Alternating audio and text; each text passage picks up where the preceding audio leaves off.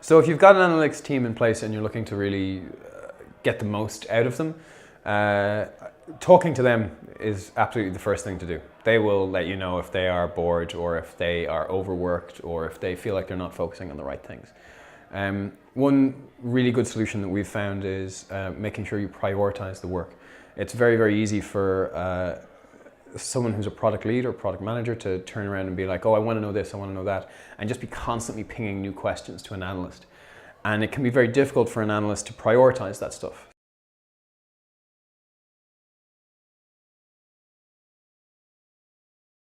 So if you think you are in danger of losing your analysts, if you feel like they're about to kind of leave the studio, chances are you're probably going to lose some other team members.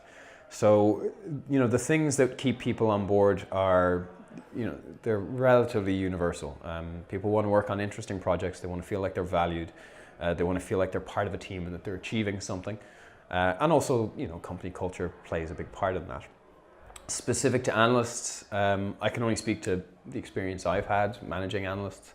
There's been a lot of interest in furthering hard skills, so opportunities to train up, opportunities to learn new systems, be on the cutting edge, being on the bleeding edge is very, very important. Opportunities to really work on long-term interesting projects that can deliver results, that's also kind of a big part. But also just not feeling like you're a tiny cog in a massive machine. I think a lot of people, that's something they really crave.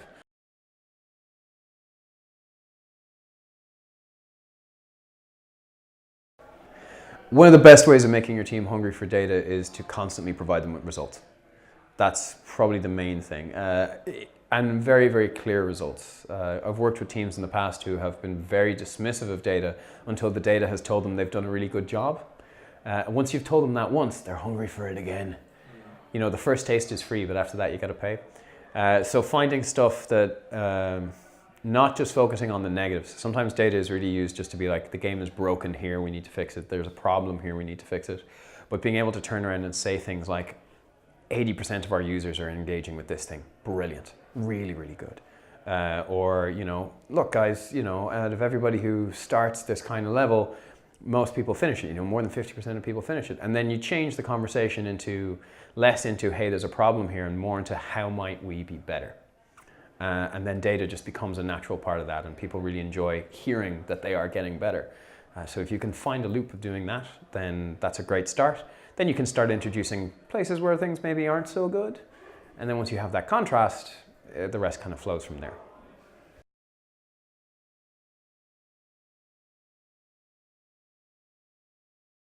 So one of the main reasons for getting the analytics into your game early, particularly early in development, is it can be very difficult to iron out any problems.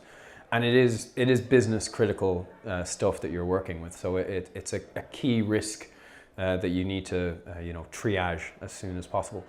If you have analytics in your game and you're doing focus testing or internal QA, it's a really easy point to validate some of the data that you're getting. You just go back over the test cases that have been run, or you look at what the focus groups have done and you say, okay, am I tracking this right? It also helps you think more about what kind of questions you might want to ask, because you have some of the data right there in front of you. And you might then find yourself going, oh, well, actually we'll need to add this bit, or we'll need to add that bit. And doing that ahead of time rather than 2, 3, 6 weeks late can make a very, very big difference, particularly in soft launch.